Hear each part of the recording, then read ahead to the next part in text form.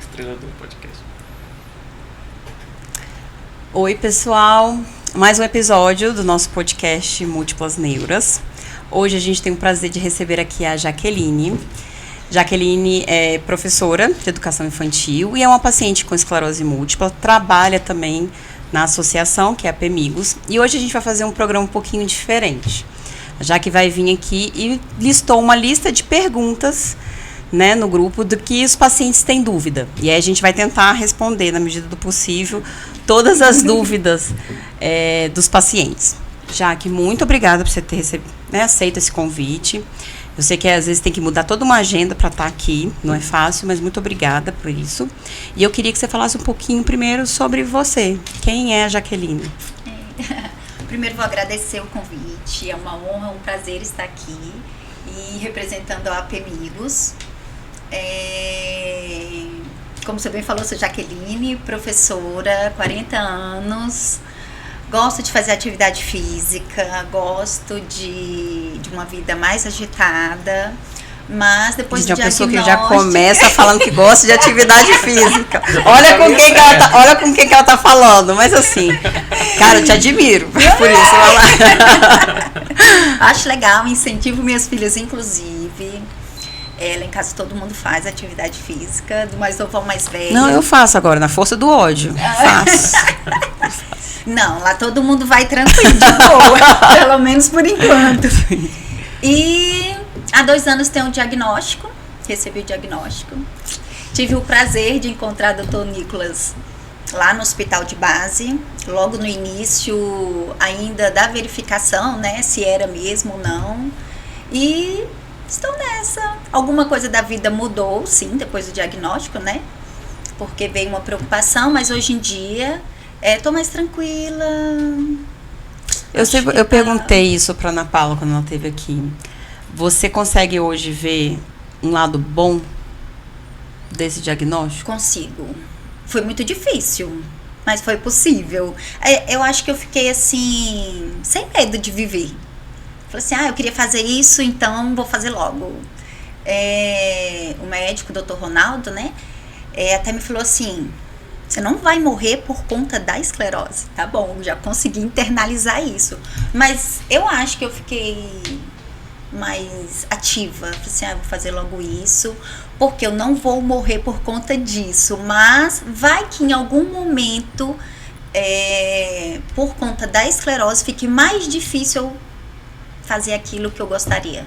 Então, agora eu tô assim, eu lembro que é incerteza, né? Eu lembro que você estava muito angustiada. A gente vê muitos pacientes angustiados antes do diagnóstico, antes de fechar, antes de saber o que é. E eu percebi que você ficou realmente mais tranquila depois. Foi na minha residência que diagnosticou, foi o Dr. Ronaldo, né? Que diagnosticou. Sim. E te acompanha ainda. Então, assim, eu lembro que todas aquelas investigações, os exames, as lesões. E você, meu Deus, o que é isso? O que é que eu tenho? A gente, calma, a gente vai precisar complementar. Acho que você abriu com uma síndrome clínica isolada. E aí foi depois que foi fechando o diagnóstico, a gente complementou alguns outros exames. Sim. E aí conseguimos fechar direitinho. Mas que bom que você conseguiu e tá agora desse jeito, assim, com outra vida, né? Outra forma de ver a vida e mais tranquila depois de ter recebido o diagnóstico. E a gente vê realmente que o paciente com esclerose múltipla tem esse prognóstico bom, essa questão dessa evolução boa se estiver bem tratado, né? E poder desempenhar todas as atividades, porque você continua sendo professora, você continua sendo mãe, você continua desempenhando, né? Sim. O que mudou, assim, muito em relação à sua vida antes e depois do diagnóstico? Eu continuo trabalhando, mas eu precisei ser readaptada. Porque a sala de aula realmente me causa uma ansiedade tremenda. Ai, meu Deus, será se esse aluno vai aprender, se não vai estar desenvolvendo, não está? Sempre são muitos objetivos para alcançar com os alunos. Então, assim, hoje eu estou fora de sala, mas continuo trabalhando. Mas, assim, já não era um ambiente patológico antes? Porque se você está num lugar que te causa muita ansiedade, porque é normal ter preocupação. Sim. Mas se aquilo ali está te afetando de algum jeito, né? Independente do diagnóstico de esclerose múltipla, o certo seria trocar. Só que aí o nosso limiar fica mais alto, né? Tipo assim, eu vou aturando aqui, vou aturando aqui, vou aturando aqui. E quando você tem uma doença, você fala assim, cara, não vou aturar mais. Porque isso contribuiu, talvez, para o surgimento da doença e pode contribuir para piorar. Mas assim, já era ruim antes, né? Já era um lugar que demanda muito da gente, né? Você precisa realmente estar disposto a querer trabalhar, porque assim, são muitos entraves mesmo, principalmente na escola pública. E aí, em consulta, o doutor falou assim, olha, talvez seja melhor você readaptar, que é um lugar mais tranquilo para você, para manter ali a ansiedade mais controlada. E aí eu falei assim, realmente, acho que vai ser melhor. E está bom, realmente melhorou. Então foi mais em relação ao trabalho mesmo que mudou? Em relação à sua vida como mãe, em relação às suas relações, mudou alguma coisa? Mudou o contexto todo da família, sim. Todo mundo fica mais atento, todo mundo ficou mais humano. Porque assim, ó, na escola, a gente se depara com muitas crianças que a gente vê e fala assim, olha, pai, mãe, vocês precisam procurar um atendimento. Porque é muito complicado. Mas precisa. E às vezes a gente fala assim, aquela mãe não foi. Às vezes a gente consegue alguma parceria e fala assim, aquela mãe não foi. Depois que eu passei até essa necessidade da frequência dos exames, de saber que necessito de uma medicação tão cara, que se não fosse pelo SUS não seria complicado. Então assim, eu acho que todo mundo passou a olhar a vida e o outro com outros olhos. Achei que até as outras pessoas sabendo que você tem um diagnóstico, assim, eu vou procurar ajuda. Sim, minha irmã, minha mãe, todo mundo e os amigos por perto, tanto que esses dias até recebi uma ligação de uma colega, Jaqueline, você pode conversar com uma parente assim de longe, mas é porque ela passou por um médico que acha que é assim, tá com medo, você pode conversar com ela? Posso, tá bom, passa o meu contato. E acaba que você fica na PEMIGO, você ajuda bastante nisso, né? Eu percebi que você traz um lado bem divertido né, para tirar um pouco o peso da doença. Eu gosto. A PEMIGOS me fez muito bem. Eu cheguei lá porque é um lugar assim de pertencimento. Falei assim, nossa, aqui todo mundo, a gente conversa a mesma linguagem, todo mundo tem paciência de escutar e dividir as experiências, né? Porque são sintomas e rotinas bem parecidas. Então, eu gostei muito da PEMIGOS, aí surgiu a possibilidade de ser voluntária já, que apesar de que a gente está sempre precisando de mais voluntários, né? E aí as mães falaram, tem uma opção aqui de ser secretária, que tal? Eu falei assim, gente, vou adorar. E realmente é um lugar que me faz muito bem, e eu tento sempre estar lá para receber todo mundo assim como fui recebida. E o paciente que recebeu o diagnóstico recente, como é que ele se associa a PEMIGOS? Quais são os encontros? O que vocês podem proporcionar para o paciente que acabou de diagnosticar? Certo, pelas nossas redes sociais, Facebook, Instagram, e tem também os grupos do WhatsApp, né? A gente está sempre postando a agenda, o cronograma todinho. Todo mês a gente procura fazer um encontro com um profissional para levar algum tema que que surgem mais dúvidas, né, entre eles.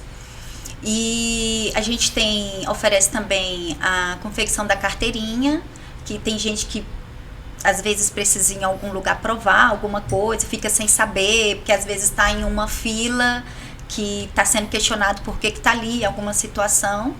E eu acho que é uma forma também de fortalecer a pessoa, né? Tem agora a carteirinha e tem o colar agora também, né? Que isso, também que agora está bem mais divulgado, né? Porque aqui foi recente, né? A gente tem também o colar de girassol personalizado da PEMIGOS. E é isso, a gente tem a sede lá na Asa Sul, que funciona às terças e quintas, e a gente está sempre por lá recebendo quem tiver dúvida, quem quiser ser acolhido, quem precisar desabafar, quem precisar de um atendimento. E a gente está disposto a ajudar, né? E a gente agradece. E foram nesses encontros que a gente surgiu a ideia, né? Que estão muitas dúvidas. Os pacientes têm muitas dúvidas. Algumas que nós, médicos, inclusive, achamos que a gente consegue sanar na consulta. Mas eles vêm com dúvidas bem básicas, né? Assim, do diagnóstico, do que são algumas palavras específicas que a gente usa, como pseudo-surto, o que é bexiga neurogênica, quais são os sintomas de esclerose múltipla. Eles têm muitas dúvidas. E foi por isso que a gente pediu para você vir aqui. Porque querendo ou não, assim, por mais que a gente, né, infelizmente, a gente não consegue fazer uma consulta de 2h30. Mas, e mesmo assim, a gente fazendo uma consulta até longa, a gente tem muitas coisas para avaliar na consulta, né? Desde os exames até o exame físico, que o exame físico neurológico demanda, né? Queixas, coisas relacionadas ao próprio tratamento. E às vezes pequenas dúvidas que são importantes, muito importantes na vida daquele paciente, ele acaba deixando de perguntar. Isso me fez lembrar, né, da questão da sexualidade, que eu falei assim, uma coisa que me fez procurar falar um pouco mais sobre isso foi que os pacientes acabam não perguntando e muitos tinham muitas dúvidas e impactava muito, né?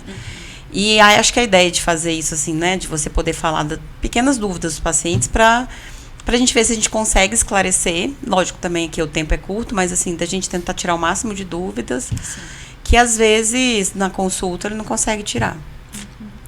E tem isso mesmo, assim, ó, como paciente. Às vezes a gente até relaciona ali o que a gente quer saber. E tem situações que a gente até acha que sabe. Por exemplo, acompanhando a PMIC sempre tem um evento. Ah, não, acho que eu entendi sobre isso aqui. Mas quando acontece com a gente, que de repente vem o sintoma, que você vê a diferença e fala assim, ah, meu Deus, e agora? O que eu vou fazer? Aí vem tantas outras dúvidas e às vezes até relacionado àquilo que você acha que já sabia alguma coisa. Fala assim, não, e agora? Não. É o desespero mesmo, assim, de novos sintomas na rotina. Exatamente. Às vezes, sintomas, se é sintoma, se não é. Eu vejo muitos pacientes que falam assim, eu tô tendo isso. Eu vejo muitas dúvidas, né, no grupo, tipo assim, tontura. Porque assim, tontura é um sintoma muito inespecífico. Então, muitas coisas causam tontura. Muitas coisas causam zumbido, por exemplo, de ouvido. E aí, toda vez que alguém tem essa queixa, todo mundo fala assim, é surto. E não necessariamente é surto, né? Na maioria das vezes, talvez não seja surto. Né? Então, e aí eu percebo que às vezes o paciente mesmo não consegue diferenciar, às vezes não tem contato rápido com o neurologista para ajudar nisso e fica nessa coisa, é surto, não é? Tem alguma coisa que eu posso fazer? Não tem, né? É verdade, justamente. A gente vai acompanhando, às vezes até pelas redes sociais, os grupos, né? E fala assim, não, isso aqui... Aí alguém fala, o zumbido. Não, acho que não é não. Mas quando é com a gente, o desespero é tão grande que realmente a gente precisa... Ai, gente, acho que eu preciso do médico. Eu preciso, é uma consulta, eu preciso dessa informação do especialista para... ter certeza que tá tranquilo. E o paciente do SUS às vezes não consegue, né? Tem ainda um pouco mais de dificuldade para acessar o médico, né? Os meninos até ficam falando assim, é porque você dá o seu telefone para todos os pacientes. Todos. Do SUS ao particular. Todos têm meu telefone. Porque eu acho que é isso. Porque às vezes é um segundo que eu vou demorar para responder aquela pergunta que já vai aliviar aquele paciente sobre uma dúvida que ele tem, entendeu? Ajuda mesmo. Então, e pra mim, às vezes é muito fácil. É lógico que às vezes tem muitas mensagens. Eu até falo pro paciente, às vezes se eu não responder é porque a mensagem ficou perdida, que são muitas mensagens, né? Mas se eu puder responder e ajudar ali, se eu demorar e falar assim, olha, isso é surto, se eu responder não, a pessoa já fica até mais tranquila. Então, às vezes, com uma resposta tão simples, eu já consigo ajudar naquele momento, entendeu? É verdade. E os pacientes agradecem muito. Eu não sei se eu vou conseguir manter isso, porque assim, à medida que vai aumentando o volume também, a gente começa a não conseguir lidar com isso, né? Mas por enquanto eu vou levando. Assim. Eu vou botar uma secretária depois. Mas aí a secretária também não vai saber, a menos que ela faça... Pelo menos ela faça uma triagem. Mas aí você reuniu umas perguntas, né, dos pacientes da PMICOS. Tem algumas várias.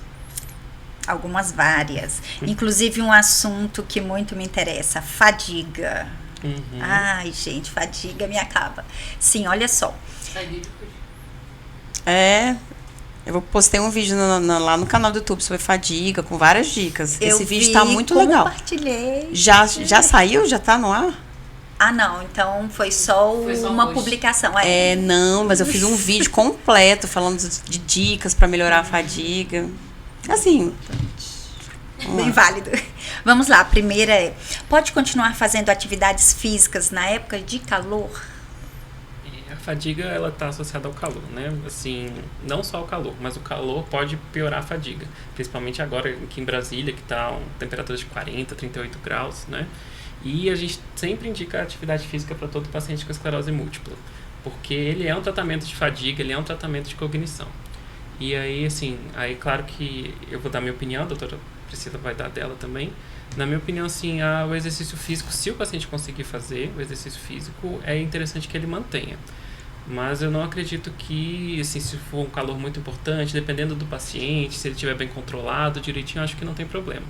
E fadiga também pode ser sintoma de doença não controlada, dependendo, né? Se for uma fadiga diária, uma fadiga o tempo todo, que está completamente descontrolada, também pode ser sintoma de que o paciente não está com a doença bem controlada.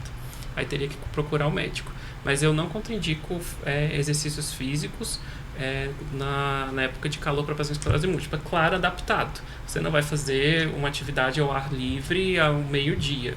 Você vai fazer atividade sempre supervisionada, se possível, num ambiente com ar-condicionado, num ambiente com temperatura controlada, e não praticar exercícios físicos extenuantes, né? Não vai fazer uma maratona, por exemplo, sabe? Nem fazer corrida no sol quente. Mas eu acredito que manter uma prática de exercícios físicos regular na esclerose múltipla é fundamental. A atividade física é essencial. Então, assim, a gente nunca vai falar para você não fazer, a menos que você tenha alguma coisa ortopédica ali que está te limitando muito. O calor em si, independente de fadiga, piora muito o sintoma, né? Então, o paciente às vezes sente mais fraqueza, formigamento, né? Quando está um calor. Eu acho que é tudo a questão de adaptar. Então, assim, está muito quente essa época do ano, a gente consegue, às vezes, fazer mais cedo. Quanto mais cedo que você fizer atividade física, mais fresco vai estar. Evitar aquele período mais, né, de sol extenuante. Talvez procurar fazer uma atividade física diferente. Então, assim, às vezes, em vez de correr no parque, que vai estar, né, às vezes em casa, você vai conseguir, né. Hoje tem tantos vídeos na internet, tantas coisas que a gente consegue fazer. Se você frequenta a academia, procurar um lugar, um horário que não tem tanta gente, porque aí o calor diminui. Então, assim, a gente vai precisar se adaptar, né? Isso vale para qualquer pessoa, na verdade, que no calor, assim, muito intenso, pode ter o exercício físico pode acabar tendo ser muito extenuante. E aí a gente tem questão de adaptar. Mas interromper, eu acho que nunca vai ser uma recomendação. Tá certo. Vamos para a próxima. Então, resumindo, adaptação. Adaptação, e tá tentar bom. manter beber bastante líquido. E assim, respeitar o seu corpo, entendeu, Jaque? Por exemplo, tá muito quente, eu pioro muito no calor. Então hoje eu não vou fazer. E tá tudo bem se não conseguir fazer hoje, né? Respeitar o seu limite. Eu sempre falo para todos os pacientes que eles falam assim, como é que eu vou fazer atividade física se eu tô com fadiga? Essa é a principal coisa. Eu falei, assim, a questão é a gente começar e respeitar o seu corpo. Às vezes, se você não vai conseguir fazer 1 hora de cara. Tudo bem. Se você conseguir 10 minutos, é o que você consegue, tá ótimo. Aí a questão é persistência, entendeu? Tá bom. Obrigadinho. Vamos pro próximo. O que fazer para aliviar a fadiga? Então, a gente tem algumas dicas pra gente fazer isso, né? Primeiro, a gente tem que tratar corretamente a doença de base. Então, né, o que a gente vê, assim, às vezes a fadiga, ela pode ser um sintoma indireto de atividade de doença ou até de progressão silenciosa. Então, a gente vai ter que avaliar isso e ver se você está com o tratamento adequado naquele momento, certo? A gente tem que ver se tem outros fatores que possam estar gerando fadiga e piorando a fadiga. Depressão, ansiedade, alimentação, obesidade, sedentarismo, o sono, né? Então, o sono acho que é um dos mais importantes. Estresse. Então, tentar controlar aquilo que possa estar contribuindo para a fadiga. Não é fácil não, tá? Mas assim, por exemplo, falar assim, estresse. Gente... redução de estresse. Hoje a gente tá em redução 2023, de estresse. Né? Eu sou a favor de ter uma listinha de xingamentos que são permitidos por lei para a gente poder aliviar o estresse. Quando alguém fizer alguma coisa com você, você fala assim... Tá certo. Mas é difícil, assim, alguns, né, eliminar tudo. Mas, assim, depressão, ansiedade tem tratamento. O sono, a gente tem tratamento. Então, a gente tem coisas que a gente consegue ajustar. Perda de peso, hoje a gente tem vários tratamentos que pode auxiliar. Eu falo tratamento, não só medicamentoso, né, mas o tratamento. Então, perda de peso, né, controle de outros fatores ortopédicos, por exemplo. Isso já ajuda. A gente tem medicamentos que a gente utiliza para fadiga. E o que eu vejo é que muitos pacientes nem sabem desses tratamentos, mas tem medicamentos que a gente direciona para o tratamento da fadiga e que às vezes tem bom resultado. E aí vai depender do paciente, né, se tem uma contraindicação ou não. Mas a gente tem algum tratamento. Atividade física. É isso que é o mais difícil, porque o paciente às vezes não consegue fazer atividade física. Eu falo isso assim, eu não consigo fazer atividade física por causa da fadiga. Aí eu falo, sua fadiga só vai melhorar se você fizer atividade física. Vira uma bola então, de neve. como que a gente faz? Se a gente não começar um pouquinho de cada vez e respeitar o seu limite, não consegue. Certo. E mesmo com tratamento medicamentoso, o ideal é sempre ter as mudanças de hábitos de vida com atividade física, perda de peso, todas essas questões que melhoram muito. Não só confiar na medicação, porque às vezes o paciente até é tratado, né, com as opções terapêuticas que a gente tem para fadiga, e aí não vê resultado, por exemplo. Mas também está lá com sobrepeso importante, não faz atividade física, também não tem alteração da... Fazer tudo certo, faz atividade física, tá com sono regular, tá com ansiedade, depressão controladas e continua tendo fadiga. E aí o que eu falo assim, às vezes a gente não vai ter como tirar tudo, a questão é adaptar também. Por exemplo, tem algum horário do dia que você está melhor, você tenta colocar suas atividades, se possível, naquele horário do dia. E o restante do dia, tenta ficar um pouco mais de repouso, descansar mais, respeitar o seu limite, entendeu? Vou aproveitar, então, porque eu tenho muita fadiga, sempre foi uma coisa, assim, que me incomoda muito. Eu tomo pregabalina, faço atividade física, só que assim, ó, se eu deixar de tomar pregabalina um único dia, meu Deus, no outro dia não estou me aguentando. Então, é isso, a pregabalina, realmente assim, eu não posso deixar de tomar, ou pode ser que precise investigar alguma outra coisa, de repente a progressão da doença, pelo fato dela estar tão intensa. Existem outras coisas além da fadiga para indicar a progressão. Então, o que a gente precisa saber é isso, né? Hoje a gente tem técnicas nos exames de imagem que a gente consegue ver se tem sinais de inflamação crônica, né? Tem que a gente vê halo de ferro, realce leptomeníngeo. A gente tem dosagem de biomarcadores, então que às vezes vale a pena a gente fazer, né? É particular, mas às vezes, né, para a gente ter essa dúvida se está tendo ou não. E na avaliação clínica tem alguns testes que a gente consegue fazer que consegue perceber indiretamente essa piora clínica, né? Então, isso é uma coisa que precisa ser avaliado realmente. A pregabalina em si não é um tratamento direto da esclerose múltipla, mas ele pode ajudar, por exemplo, na dor, né? Dor crônica pode ser um fator que acaba piorando fadiga. Ele pode ajudar no tratamento, às vezes, de transtornos depressivos, ansioso, ele ajuda um pouco. Ele, às vezes, ajuda no sono, né? O que a gente precisa saber é que, assim, se você mesmo tomando a pregabalina ainda tem fadiga, se o sono tá bom, se você acha que o humor tá bom, não tá, né, nem depressiva, nem ansiosa. Eu acho que não tá, né? Então, talvez isso precisa melhorar, entendeu? E ver o sono também. Não é só tempo de sono, é qualidade do sono. Então, a pessoa tem que acordar descansada. Falar, acordei, estou descansada. Se não tá, porque às vezes o sono não está sendo reparador. E, como eu falei, pode usar medicações específicas para fadiga, né? Outra medicação, por exemplo, a gente usa hoje Stavigile, Venvance, usa também a Mantadina com uma eficácia aí pior, até o canabidiol. Então, às vezes, vai precisar, talvez, fazer um ajustezinho. Tá certo. Mas tem que ver o que tá aí por trás, já que, assim, talvez tenha alguma coisa que não tá sendo tão bem tratada assim. Entendi. Tá bom. Por que a fadiga é um sintoma que acomete a maioria das pessoas que têm esclerose múltipla? Então, a fadiga é um marcador de inflamação, né? A gente tem que pensar que o cérebro do paciente de esclerose múltipla, ele não está inflamado só naquelas lesões que a gente consegue ver em ressonância. É uma inflamação cortical, uma inflamação global, assim, do cérebro. E aí isso é traduzido como essa fadiga mesmo. Que nem a gente tem fadiga do músculo, quando o músculo está inflamado, quando você faz muito exercício físico, não fica fadigado, que tem aquela fadiga pela inflamação ali do músculo. A mesma coisa acontece no cérebro. Por isso que é um dos critérios que a gente usa, junto com as outras que a doutora Priscila mostrou, de progressão de doença, ou às vezes de questão do tratamento não estar tão eficaz, né? Porque, assim, para o tratamento estar eficaz, o paciente não tem que ter fadiga, não tem que ter queixa cognitiva, além de não ter surto, além de não ter as outras questões. Então, a fadiga é esse marcador de que você tem inflamação no cérebro acontecendo e que, se ela não estiver controlada, você vai traduzir isso como essa sensação, esse cansaço, essa inquietude que não passa, essa agonia que não passa. Fadiga é muito difícil, assim, porque a gente não sabe exatamente, né? Assim, a gente fala dessa inflamação, mas tem várias doenças que causam fadiga, né? E às vezes fadiga incapacitante. A gente está vendo muito caso de fadiga crônica pós-Covid, né? A gente está chamando de encefalomielite miálgica, síndrome da fadiga crônica, que às vezes o paciente não consegue andar, fica na cadeira de roda por causa de fadiga. As pessoas não acreditam nisso, mas isso às vezes pode acontecer.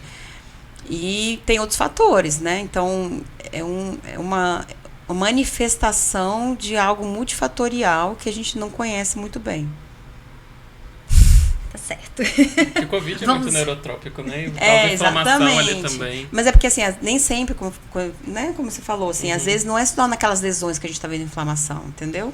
Então, tem alguma coisa acontecer ali que, às vezes, a gente não consegue identificar. Não macroscopicamente, né? Tá certo. Vamos mudar um pouquinho, então. A próxima pergunta é: epilepsia e esclerose múltipla tem alguma relação? Eu acompanho alguns pacientes que têm os dois. Mas, assim, a epilepsia e a crise convulsiva, o que é epilepsia, né? Paciente, todos nós podemos ter crise convulsiva uma vez na vida. Isso não significa que você tem epilepsia. Epilepsia é quando você tem a probabilidade maior de ter mais crises convulsivas. Então, você usa remédio. Isso que é epilepsia. Que aí pode ter uma lesão no cérebro ou, na maioria das vezes, não tem. E não é uma manifestação comum de esclerose múltipla. Não é a que a gente considera, por exemplo, para diagnóstico. O paciente tem uma crise convulsiva ou tem epilepsia, a gente não pensa em esclerose múltipla imediatamente. Mas tem alguns pacientes que têm a associação das duas questões. Eu acredito, pelo menos os meus que eu acompanho, que tem os dois, eles têm lesões da esclerose múltipla que pegam o córtex. E aí essas lesões podem irritar o córtex, que é uma região mais superficial do cérebro. E é essa região que provoca a crise convulsiva. Aí quando o paciente tem lesões que podem pegar o córtex, aí ela pode irritar e dar crises convulsivas. Mas não é comum na esclerose múltipla ter crises convulsivas e epilepsia associada. Então, se o paciente abre com crise convulsiva, isso a gente chama de red flag, entendeu? Para outro diagnóstico, chama atenção. É uma coisa atípica, a gente tem que pensar em outras coisas antes de esclerose múltipla. Mas, como falou, assim, à medida que vai avançando, o paciente pode ter lesões corticais no cérebro, em regiões específicas, que pode gerar crise. Então, pode ser que o paciente venha a ter crise convulsiva pela esclerose múltipla? Pode. Aí ele precisaria tomar uma medicação aí tem que constantemente também. Aí é tratamento de epilepsia junto com o da esclerose múltipla. Porque aí ele tem chance de ter crise convulsiva por ter essa lesão no córtex. Lembrando que a epilepsia é uma síndrome, né? E a epilepsia pode ser a manifestação de outra doença. Então, assim, a epilepsia pode ser uma manifestação da esclerose múltipla, né? A epilepsia pode ser manifestação, por exemplo, de uma doença genética. Então, a epilepsia é uma manifestação, às vezes, de alguma outra doença de base. AVC pode dar epilepsia. Muita doença neurológica pode dar. Complicado. Eu falei, já não é azar bastante o paciente ter esclerose, não precisa ter epilepsia, gente. Mas assim, vamos rezar um pouquinho, galera. Vamos pedir a Deus benção, porque tá difícil. Ou vamos dividir, né, as doenças. Vamos dividir, tem tanta gente aí no mundo, vamos dividir as coisinhas. Tem que ficar tudo tão centralizado. Mas geralmente a epilepsia, pelo menos os que eu acompanho, é tranquila de tratar. É bem tranquila. Não é aquela epilepsia de difícil controle, que tem epilepsias que são difíceis. Ruins. Porque assim, a paciente ter 10 crises é ótimo, entende? Tem epilepsia que a gente não controla completamente. E no caso da esclerose múltipla, não, toma medicação. Mas se você tem epilepsia, muito provavelmente você não tem esclerose múltipla. Tem que ir no médico, tem que avaliar. Não é porque você tem epilepsia que você vai ter esclerose múltipla. Ok, vamos lá. Essa pergunta... eu acho que ela queria mais um acalento também, mas vamos lá, olha só. Eu gostaria de saber se minha perna voltará ao normal, pois tenho dificuldade na perna esquerda. Faço tratamento. Uso 3 injeções por semana, beta-interferona, e faço atividade física 3 vezes. O médico diz que sim, mas eu não vi diferença. Então, aí a gente precisaria avaliar com muito cuidado, né? Depois que um paciente tem um surto, ele pode ter um período de recuperação, né? Esse período, assim, ele é mais intenso, os primeiros 3 a 6 meses, depois reduz um pouco, mas eu falo que o paciente pode melhorar até 1 ano. Até 1 ano eu aguardo, porque pode sim ter alguma melhora. A fisioterapia também ajuda, né, no fortalecimento muscular, então, às vezes, aquela fraqueza ela vai ficando menos perceptível à medida que a gente fortalece a musculatura, e a fisioterapia tem esse papel. Mas aí teria que ver, assim, quanto tempo que ela tá com essa fraqueza, né? Como é que tá sendo essa fisioterapia. Isso, né? O tratamento em si da esclerose múltipla, às vezes ele não altera a evolução daquele surto. Alguns pacientes me questionam isso, né? Logo depois de um surto, se eu entrar com um tratamento direcionado para esclerose múltipla, aquele surto vai melhorar? Independente do tratamento, aquele surto vai melhorar ou não. né? E o corticoide também, mesmo tendo feito pulsoterapia, a pulsoterapia reduz o tempo de surto, mas às vezes não interfere na evolução do surto em relação a deixar sequela ou não. Então, tem muitos fatores aí que precisariam ser avaliados, né? Se ela tem uma fraqueza que incomoda muito ela, né, além da fisioterapia que ela já está fazendo, eu acho que o ideal seria ela também, às vezes, procurar uma terapeuta ocupacional. Por quê? Porque a terapeuta ocupacional vai ajudar ela a lidar com essa deficiência.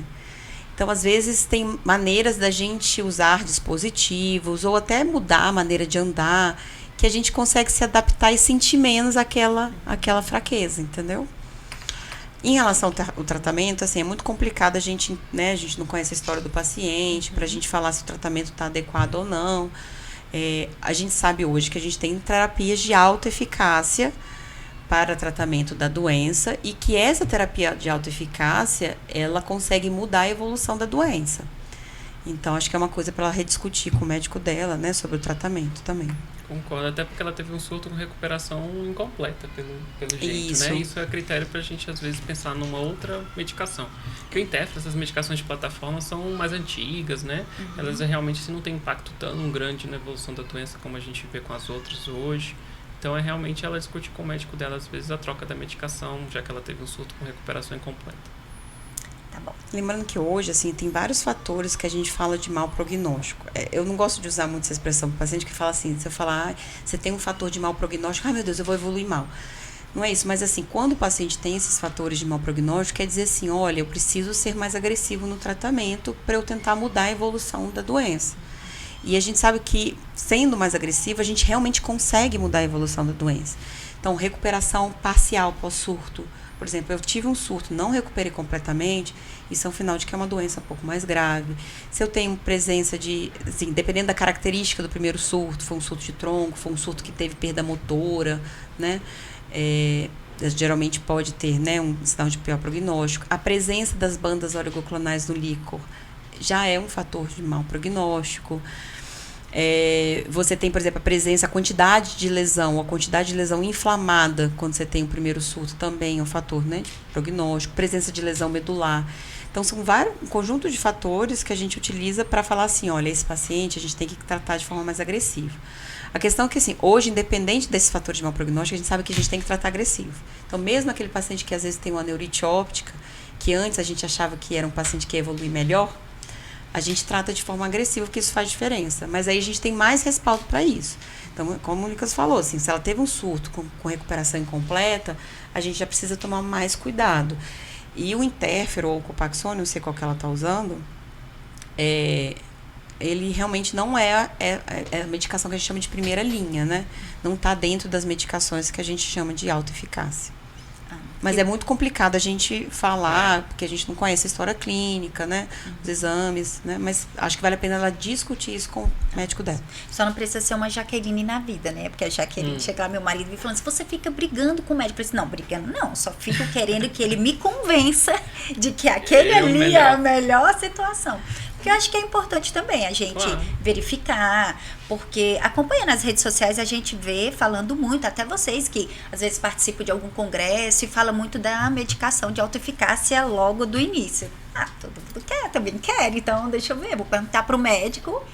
E a gente sabe a dificuldade no SUS, né? Às vezes de conseguir, mas eu tô lá, tô perguntando, tô questionando por que isso, por que não troca, por que a gente não tenta? Mas todo paciente tem que ser assim, Jaque. Todo paciente tem que questionar, todo paciente tem que perguntar, tem que tirar suas dúvidas, entendeu? Tem vários pacientes que a gente fala. Aí você olha pra cara dele, você sabe que ele não entendeu nada. Aí às vezes eu falei, você entendeu? Aí a pessoa falou, entendi. Aí eu falei, então repete pra mim. Ai, doutora, eu entendi do meu jeito. Tá bom. Mas é porque assim, é muita coisa, é muita informação, entendeu? Então, e às vezes a gente acha que tá falando de uma forma clara, mas a gente não tá falando de uma forma clara. Então é importante que a gente questione, entendeu? E outra coisa que eu falo é que a decisão do tratamento tem que ser uma decisão médico-paciente. Eu não posso impor um tratamento para você e você aceitar os efeitos colaterais daquilo ou aceitar que aquilo não está sendo bom para você. Às vezes o tratamento que eu acho melhor para você não é o melhor tratamento que você acha para você. Então, às vezes eu falo assim, eu já tive uma paciente que estava em uso do natalizumab e que queixou de queda de cabelo. E o cabelo dela, já acho que vou até contar essa história, o cabelo dela era a coisa mais importante pra ela. O cabelo dela era lindo, tá? Maravilhoso. E ela falava, ai, porque, doutora, eu tenho muito cuidado com o meu cabelo, é uma coisa que... E você via que ela estava ficando, aquilo ali estava afetando psicologicamente ela. E eu troquei, aí as pessoas, você vai trocar por causa do cabelo? Eu falei assim, não é por causa do cabelo. Mas que pra ela... é muito importante aquilo. Aquele efeito colateral está sendo efeito colateral importante. Se eu tenho outras opções, no caso ela tinha plano de saúde, a gente tinha acesso a outros medicamentos, eu não vejo por que eu não utilizar esse outro medicamento, né? Eu já quis muito natalizumab. Quando me passaram, quando o doutor me passou o fingolimod, eu pensei, não acredito. Não, mas por quê? Mas eu queria o Natal, nem conhecia. Aí ele foi me explicar também, né? A reação de cada um. E o fingolimod, a cápsula, né? O comprimido, já o natalizumab, tem que ir lá. E foi me explicando uma série de coisas. Eu falei assim, tá bom. Acho que eu quero mesmo fingolimod, obrigada. Vamos lá. Alguns meses começou uma dormência nos dedos do pé direito e não melhorou 100%. Ultimamente tenho sentido formigamentos na perna direita. Pode ser um agravo da EM? Quando saber que é surto? Primeiro, sempre que tiver suspeita de surto, falar com o próprio médico. Mas umas coisas chamam a atenção, principalmente de ser de um lado só do corpo. Quando você tem alterações ou de perda de força ou sensibilidade de um lado do corpo, pode ser um sintoma novo de esclerose múltipla, suspeita de novo surto. Aí pode ser ou lá no cérebro ou na medula. Então, sim, respondendo a pergunta dela, pode ser. Se fosse ela procurava o médico, ver se ela está usando a terapia adequada, porque se estiver usando um remédio e estiver surtado, aí teria que pensar em mudar realmente na medicação. Mas o que chama a atenção realmente é isso. Mas pode ter também formigamento e perda de força dos dois lados também. Principalmente se for, por exemplo, das duas pernas, dos dois pés, formigamentos podem ser surtos da medula, e formigamentos ou perda de força de um lado só também chama a atenção. Qualquer sintoma neurológico novo, e aí vai formigamento, perda de força, tontura, dor facial, alteração, por exemplo, urinária, às vezes começa a ficar com o xixi bem preso, ou começa a perder xixi, o cocô mudou, o hábito intestinal, qualquer sintoma neurológico novo que você tenha notado, que dure mais do que 24 horas, contínuo, que você não tem uma infecção associada que piore, por exemplo, às vezes o paciente tem uma infecção, ele piora do déficit neurológico, mas tratando a infecção ele melhora, né? Isso acontece. Mas assim, não tem nenhuma infecção, isso tem que ser considerado como novo surto. Ah, mas eu fiz a ressonância não mostrou nova lesão. Nem todo surto vai aparecer na ressonância. Então, dependendo do tamanho da lesão, dependendo dos cortes da ressonância, da qualidade da ressonância que foi feita, às vezes a gente não vai identificar a lesão que causou isso. Então, a gente tem que confiar muito na clínica que o paciente está apresentando, no exame neurológico, se excluir outras possibilidades. Lembrando que formigamento pode ser outra coisa. Estou com formigamento na mão, pode ser túnel do carpo, né? Pode ser uma neuropatia, pode ser alguma outra coisa, pode ser uma hérnia de disco, né? Hoje em dia está todo mundo com a hérnia de disco cervical, por causa do celular. Então, assim, excluído outras possibilidades que está justificando aquele déficit, tem que ser considerado um surto e tem que ser avaliado troca de medicação. A pulsoterapia ou não vai depender de quanto o surto está sendo incapacitante para ela, o quanto que ela tem acesso à pulsoterapia, vai depender de outros fatores. Certo. E aquela questão também, se ela já tinha esses sintomas antes, que a doutora falou, tipo, déficit novo, né? Às vezes ela já tinha um formigamento e aí pode piorar realmente nesses contextos de infecção, dando aquela questão de pseudo-surto, que muitos pacientes ainda ficaram na dúvida, né, do que é um pseudo-surto. A gente só sabe falar pro coleguinha, fala assim, não, isso aí um não é pseudo-surto. Mas quando é com a gente quer logo conversar com o médico e fala assim, ai meu Deus, tô sentindo isso, é ou não é? Mas tem que conversar, né? Pô, assim, porque isso vai mudar muita coisa. Se a gente não sabe avaliar agora, aí a gente tem que avaliar a troca de tratamento, entendeu? Hoje a gente é muito pouco tolerante com a atividade da doença. E tem que ser meio pouco tolerante. Antes esperava soltar tipo umas 2, 3 vezes pra trocar, né? Antes tinha critérios, porque assim, quando eu falar isso parece até que assim, né, vai denunciar a minha idade. Mas antes a gente utilizava os critérios de Rio. Você já ouviu falar disso? Não, graças a Deus. Ah, tá. É porque assim, Olha, a minha idade já tá mais avançada. Então a gente utilizava os critérios de Rio, a gente tinha critérios, e aí sim, tinha número de lesões que precisava ter, número de lesões inflamadas que precisava ter para considerar falha terapêutica. Era pelo menos 5 lesões. novas para eu falar assim, isso foi falha terapêutica. Hoje em dia é um absurdo isso, né? Falar isso. Porque Não, a pessoa tendo uma perda, já é critério de Rio. Coisa, né? Lembro muito da minha professora, Sorene Dino, falando disso. Ainda bem que o Rio levou tudo isso. Literalmente. Ansiedade e depressão tem relação com a esclerose múltipla? Vamos lá. Complicado. A gente sabe que depressão e ansiedade são mais comuns em pacientes com esclerose múltipla do que da população em geral. E, às vezes, sintomas, eles estão até como pródromos da doença. Então, a gente sabe que pacientes, às vezes, até 5 anos antes do primeiro surto, acabam tendo mais quadros de depressão e ansiedade do que a população em geral. Isso pode ter um contexto da própria inflamação do cérebro, que às vezes pode ser uma das causas, mas também porque você pega um paciente jovem que começa a ter uma doença crônica, incurável, né, e que precisa de tratamento e que pode ser incapacitante. Então, assim, isso por si só já altera a questão do humor. A minha experiência é que, assim, a maioria dos pacientes que têm esclerose múltipla, eles já eram deprimidos e ansiosos há muito tempo. E que talvez isso eu considero como se fosse uma das causas, um dos gatilhos, alguns dos fatores ali que a gente fala, né, que culminaram com o surgimento da doença. Porque hoje a gente tem relatos de traumas de infância, abuso sexual na infância ou na adolescência, como contribuindo para o surgimento de esclerose múltipla na vida adulta. Então, a gente sabe que às vezes é uma pessoa que já vem em sofrimento emocional durante muito tempo, seja qual for o motivo, né? Até que o corpo grita e dá o alerta. Gente, isso para mim é muito claro, assim, a pessoa vai interiorizando ali aquelas coisas e o corpo fala assim, nossa, aquilo ali que tá dentro de mim, e começa a atacar. Eu explico desse jeito. Então, mas assim, é mais comum em pacientes com esclerose múltipla, pode estar associada à própria doença, o próprio fator, ou como um surgimento. Então, talvez seja uma coisa associada porque ela mesma contribuiu para o surgimento ou pela alteração do sistema imunológico. Também a esclerose múltipla é um problema de saúde público em muitos países, como Dinamarca, Suécia, Noruega, afastamento de trabalho, acho que mais do que ABC, essas outras doenças cardiovasculares. Então, assim, são pacientes que perdem emprego, porque às vezes não conseguem manter o emprego, ou por fadiga, ou por queixa cognitiva, às vezes não é nem por perda de força. Tem uma taxa de divórcio muito grande também, não é todo cônjuge que está lá, que consegue manter, né, o relacionamento. Então, assim, isso também aumenta a taxa tanto de depressão quanto de ansiedade, né? Não perder o emprego, perder o casamento é um motivo. Então, é que a doutora Priscila explicou, acho que é uma junção de tudo, sabe? Tanto da questão da própria doença causando, como o contexto que o paciente é inserido. E que ainda bem está mudando cada vez mais.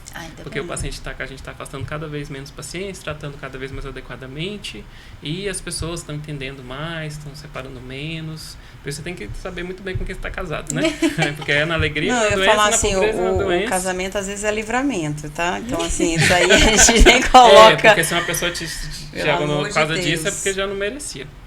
Mas tem esses contextos todos, tanto social quanto da própria doença. E realmente porque muda mesmo. Depois, de repente, a gente já até tivesse vários sintomas e várias situações, mas como não tinha o diagnóstico fechado, pronto, você estava ali. Depois que tem o diagnóstico fechado, você fala assim, agora eu não vou ficar com essa aqui mais não, porque... As pessoas mais felizes que eu conheço assim, tipo, tem esclerose múltipla, eu fico até de cara, assim, porque ou você vê uma pessoa realmente toda deprimida, ansiosa, ou você vê totalmente o oposto, a pessoa que tá lutando pra vida, pra viver, tem outro tipo de visão em relação à vida. Então, assim, se você não você fala logo pro marido, né? Você não quer?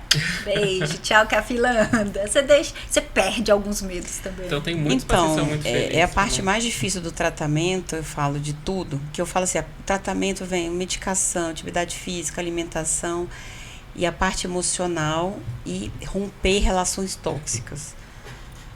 E eu falo de marido, de amizade, no trabalho, aprender a falar não. Por que você não vai fazer isso? Porque eu não quero. Mas, nossa, mas porque você é mal educada, que você está sendo preguiçosa. Não é que eu sou preguiçosa, porque eu não quero.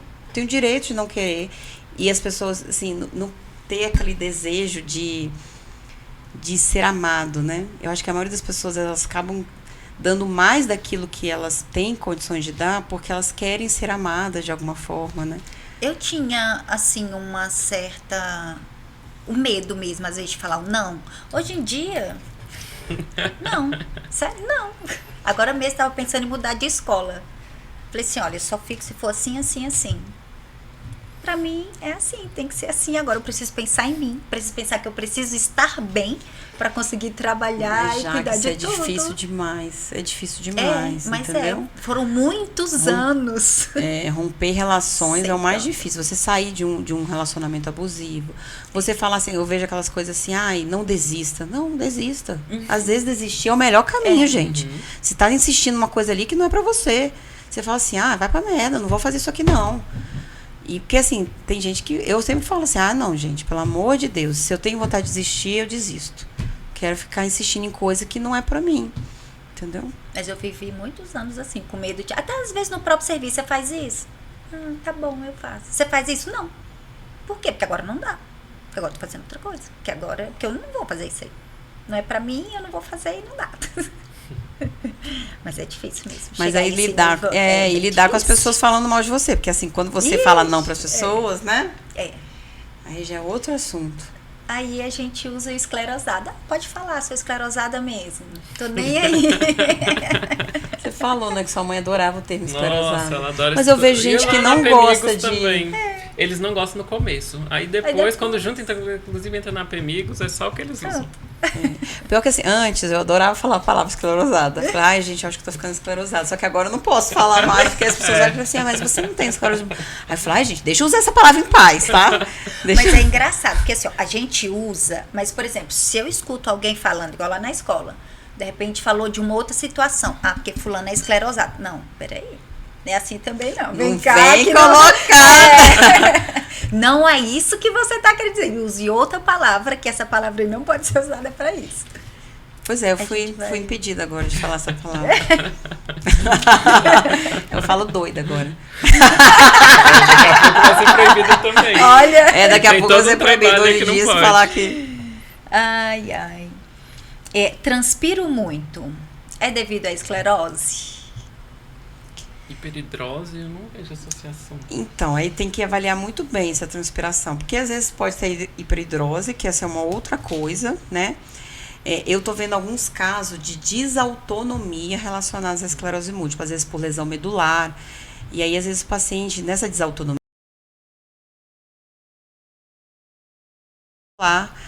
a contração, por exemplo, de um vaso, né?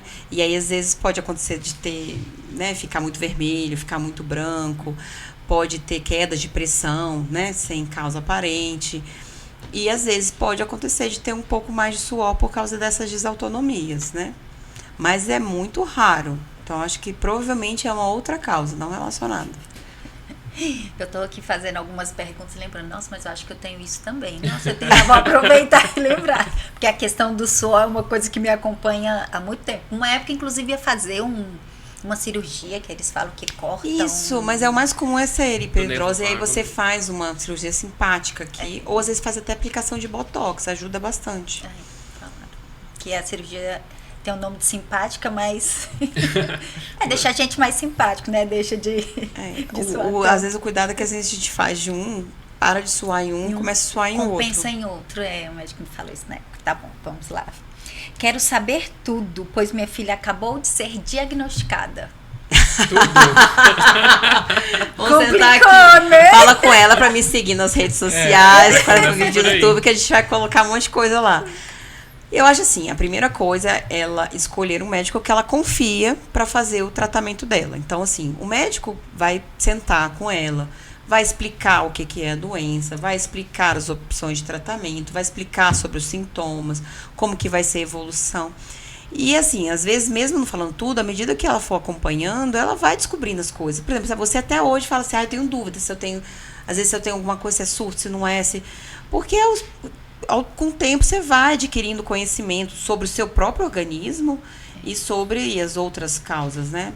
Então é muito difícil ela falar que quero saber tudo aqui em 5 minutinhos, não dá. É um pouco, às vezes, do desespero, né? Mas a gente vai A gente vai se familiarizando. Hoje tem muito material na internet, né, para ler.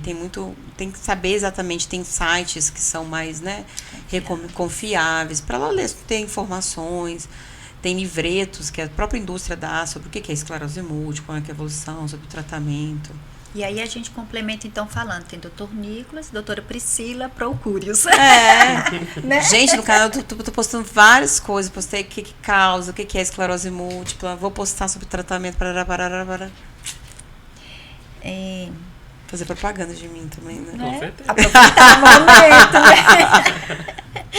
né? Crianças e bebês são diagnosticadas com esclerose múltipla? Bebês, acredito que... Você já viu o diagnóstico com bebê? Então eu vou deixar ela responder. Criança, sim. Eu já vi uma criança de 1 ano. 1 ano na minha residência ter o diagnóstico de esclerose múltipla. Então, assim, a esclerose múltipla pode aparecer em qualquer idade, mas comum entre 20 e 40 anos. Abaixo de 18 anos, a gente considera EM infantil. E abaixo dos 10 anos, ela tem, às vezes, uma característica um pouco diferente da esclerose múltipla do adulto, né? Mas pode, sim, aparecer em qualquer idade. Inclusive, essa semana eu conversei com uma pessoa que está no grupo, que ela é mãe, ela tem uma filha com esclerose. E conversando com ela, falou assim, não, eu participo de um grupo só de mães. E ela tem falado da quantidade de mães que têm aparecido, que têm filhos, crianças, né? Estão nessa fase ainda infantil e que foram diagnosticados. Eu falei assim, nossa, não tinha essa... E tem poucos neuropediatras especialistas em esclerose múltipla no nosso país. A gente tem uma sorte de ter aqui no Distrito Federal a doutora Manuela Fargomeni, que é do Hospital da Criança, né? Mas são pouquíssimas pessoas neuropediatras especialistas na doença. Inclusive eu até procurei alguns para levar minha filha, até comentei esses dias com o Dr. Nicolas, que eu já estava agoniada, porque ela sente várias coisas, a dormência, a agonia, a fadiga. Aí ela fez a ressonância e deu um coágulo no maxilar. Eu falei assim, não, vou ter que levar isso aqui para alguém ver. Eu vou ter que levar essas imagens para um neurologista ver, mas ainda não levei. Vou levar. Mas você sabe que é muito comum para essas mães com esclerose múltipla chegarem para mim e falarem, sabe que minha filha está sentindo umas coisas que eu acho que pode ser esclerose múltipla. Eu falo assim, né, na dúvida, é sempre bom a gente avaliar, ver a história, ver o exame físico, né, e se tiver qualquer dúvida se pode ser ou não, a pessoa está com aqueles sintomas e fala assim, isso aqui pode ser. É melhor a gente fazer um exame de imagem, dependendo da criança, né, se eu tiver que sedar uma criança, eu tenho que avaliar muito bem se vale a pena. Mas dependendo da idade, dá pra gente fazer e ficar mais tranquilo, né, do que não seja. É isso, que eu preferi, falei assim, vou fazer logo e tirar da cabeça. Mas eu só vou quietar agora quando eu levar as imagens. Já tá meio caminho andado. Vamos lá. Pacientes podem doar órgãos? Olha, os critérios de doação de órgãos são muito restritos, né? Mas a esclerose múltipla em si não é uma doença contagiosa, não é uma doença hereditária. E apesar de ter um componente genético, não é uma doença que está presente em outros órgãos. Ela está presente no sistema nervoso central, né? É uma doença exclusiva do sistema nervoso central. Então, a princípio, não teria motivos para a pessoa ser contraindicada para a doação de órgãos, né? Mas eu sei que a doação de órgãos eles excluem várias doenças, mas eu acredito que a esclerose múltipla não deve ser uma delas. Mas essa informação precisa confirmar direitinho. Mas não teria motivo para ser. Mas eu acho que algumas pessoas, não sei, assim, eu já tentei, apesar de que foi em um outro momento, mas por esse também não... Para doar sangue? Doar sangue eles não aceitaram? Não. Mas aí também tem outros motivos também, porque você toma uma medicação que interfere, né? Que aí uma coisa é uma coisa, outra é outra, né? Uma coisa é doar órgãos, outra coisa... porque às vezes na doação de sangue, dependendo da medicação que você faz uso, porque aí a medicação, querendo ou não, né? Eles não tem como saber se aquilo ali não vai estar presente no sangue, né? Que pode causar alguma outra coisa no paciente. Então, assim, acho que tem outros motivos aí. Não sei se é assim mesmo, mas o fenômeno de UTOF seria uma maior demora das informações entre o cérebro e o corpo? No frio acontece a mesma coisa? O frio me deixa trêmula. Por quê?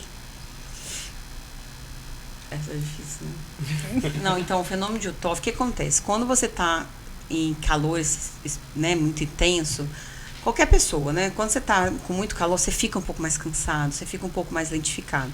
Por quê? Porque a condução nervosa, ela diminui. Num neurônio que já está danificado, ou que já tem essa condução prejudicada, esse fenômeno é ainda maior. É o que acontece nos pacientes com esclerose múltipla. Então, o fenômeno TOF é uma piora relacionada ao calor, ao aumento da temperatura corporal, que pode ser pelo ambiente, pode ser porque tomou um banho quente, pode ser porque teve febre, aumentou a temperatura, pode ser porque fez uma atividade física, né, que acabou aumentando a temperatura quando você faz uma atividade física muito intensa.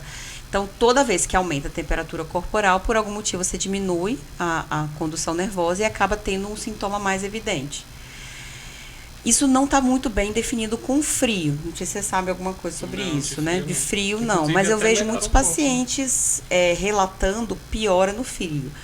Quando a gente tem quadros neuropáticos, por exemplo, neuropatia periférica, às vezes o frio também é um fator de piora. Então, pode estar relacionado a isso também, entendeu? Ok, agora vamos para bexigas neurogênicas. Qual a diferença entre bexiga flácida e uma bexiga espástica? Espásticas. Ai, meu Deus, é isso, gente. Obrigada. Tá, nosso tempo está acabando. Vamos responder essa, então, pra gente... Bom. A gente vai conseguir responder todas, né?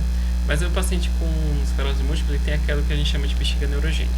Que aí antes de você continuar, dá uma tidinha no seu microfone. Ixi, hoje tá ruim, né? Hoje tá. Ainda bem que eu não fui a única. Ai, obrigada. Pode bater só mais uma vez. Você bate no seu também? Aí, é o da Jaque. Mas acho que o problema é o microfone, não é, Jaque? Eu Você fiquei ficou paradinha. Agora assim, ó, me segurando. Eu fiquei só de... Eu acho que foi quando ela bateu no chão ali, a cadeira. Você mexeu? Eu já fiquei desse gente, lado mas e aí ele... tem que ele voar. Fez um ar e mexeu. Porque, olha, eu fiquei, chega me segurando minhas mãos aqui, ó. Não, mas não é culpa sua, não. Eu tô achando que é Não, é o microfone mesmo, tá dando interferência. Eu já até falei com eles aqui. Aí você responde a pergunta dela. Tá, o paciente com esclerose múltipla, ele pode ter o que a gente chama de bexiga... Vai de novo. É só por causa do negócio do corte aqui. Testando. Olha pra ela lá e começa a responder. Aí. O paciente com esclerose múltipla, ele pode ter o que a gente chama de bexiga neurogênica, né? Que é quando você tem uma alteração do funcionamento da bexiga. A bexiga serve para armazenar urina. Então, se a gente produz urina o tempo todo, a gente só não vai no banheiro o tempo todo porque a gente tem um reservatório, que aí quando ele enche uma certa quantidade, aí a gente sente vontade no banheiro e a gente esvazia a bexiga. Aí, isso é todo um controle que a gente tem, tanto espontâneo nosso, ou seja, a gente consegue segurar, a gente está com vontade, não consegue ir agora, e a gente consegue segurar para ir no momento oportuno. Mas o paciente com esclerose múltipla, pelas lesões que ele tem no cérebro, ele acaba perdendo esse controle. E aí ele pode tanto dar uma incontinência, ou seja, não conseguir segurar, e aí a bexiga esvaziar por conta própria, ou ele não consegue realmente esvaziar a bexiga. Ele vai, tenta fazer, se esforça e a bexiga continua cheia, fica acumulando, e aí aumenta o risco de infecções urinárias. Por isso que ao longo do tempo a gente tem que ir avaliando para ver se não vai precisar fazer sondagem. Tem pacientes que às vezes não conseguem recuperar de surtos e precisam usar outras técnicas, outras manobras para que evite essa infecção urinária de repetição. Então, o paciente tem essas bexigas que a gente pode chamar de espástica ou flácida, né? Quando tem essa dificuldade de esvaziar ou quando está esvaziando de forma contínua e ele não consegue segurar. Isso está tudo no contexto de bexiga neurogênica do paciente. No começo, o paciente pode ter só incontinência ou pode ter alteração de esvaziamento. Aí ele tem que realmente fazer exames, que tem exames específicos que a gente faz, né? Estudo aerodinâmico, para a gente dar o diagnóstico e ver qual que é a melhor medicação, porque as medicações para cada tipo de bexiga são diferentes. Tem medicações que ajudam no esvaziamento e medicações que ajudam na questão da incontinência. É só para falar explicar de um jeito diferente. É assim, imagina assim, a gente tem um saco, né? Para eu esvaziar o líquido que está aqui, eu preciso contrair aqui e relaxar aqui para o líquido sair, certo? E então, para eu armazenar, eu tenho que contrair esse daqui e esse daqui ficar flácido. Então, no paciente com esclerose, a bexiga flácida é justamente assim, a bexiga perde a capacidade de contrair. Então, a gente não consegue eliminar a urina totalmente e ela fica ali, armazenada, porque a bexiga não consegue contrair. E aí, o que acontece? Ela vai enchendo tanto que, às vezes, aqui começa a escapar. É o que a gente chama de incontinência por transbordamento. A bexiga enche tanto que ela esvazia sozinho. Mas às vezes ela não esvazia completo e por isso precisa fazer o cateterismo. certo? Ou a bexiga pode começar a contrair muito. Ela contrai muito, mas aqui não consegue adequadamente abrir na hora certa, né? Que a gente chama bexiga hiperativa, né? E aí, que é espástica, na verdade. E a gente não consegue eliminar o xixi adequadamente, pode ter incontinência ou às vezes até retenção, porque você não consegue contrair a bexiga e relaxar o esfíncter coordenado, certo? E o paciente com esclerose múltipla, ele pode ter os 2 tipos de bexiga e tem tratamentos diferentes para cada uma desses tipos, né? Então, a gente primeiro precisa diagnosticar qual é o tipo. Para isso, a gente faz um exame chamado estudo urodinâmico, que a gente consegue identificar que tipo de bexiga que ele está apresentando, se é a bexiga flácida ou se é uma bexiga espástica. E aí tem tratamentos diferentes para cada uma dessas bexigas. Às vezes você pode usar algumas medicações que vão ajudar, por exemplo, no relaxamento do esfíncter, né, para ajudar na eliminação. Às vezes vai precisar de cateterismo.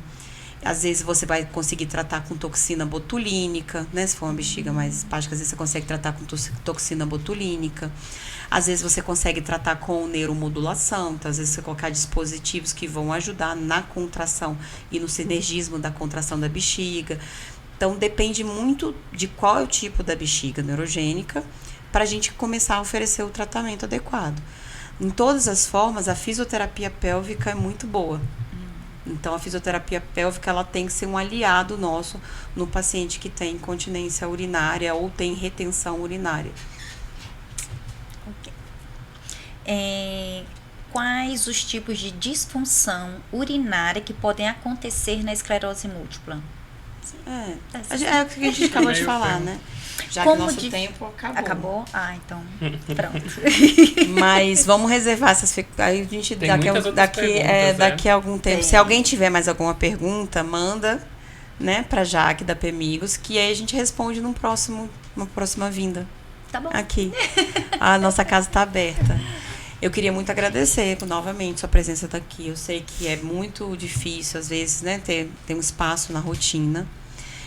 Eu queria que você falasse para as pessoas aonde que eles podem te encontrar nas redes sociais, como é que eles podem ter acesso a Pemigos, né? Também pelas redes sociais, qual que é o Instagram. Você pode falar.